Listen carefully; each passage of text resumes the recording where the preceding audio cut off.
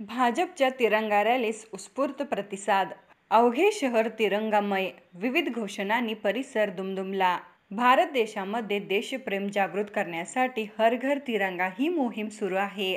त्या पार्श्वभूमीवर निप्पाणी भाजपच्या वतीने शहरातून भव्य तिरंगा रॅली काढण्यात आली. त्यामुळे अवघे शहर तिरंगामय झालेले होते. रॅलीस मुरगुड रोडवरील भाजप कार्यालयापासून आमदार सौ शशिकला जोल्ले यांनी रॅलीस चालना दिली. ही रॅली प्रारंभी धर्मवीर संभाजी सर्कल, बसव सर्कल, कोटीवाले कॉर्नर, राणी चन्नम्मा चौक, निप्पाणी मेडिकल मार्गे जुना पीबी रोड, निप्पाणी नगरपालिका, बेळगाव नाका पर्यंत जाऊन हुतात्मा स्मारक येथे हुतात्म्यांना अभिवादन करून रॅलीची सांगता करण्यात आली.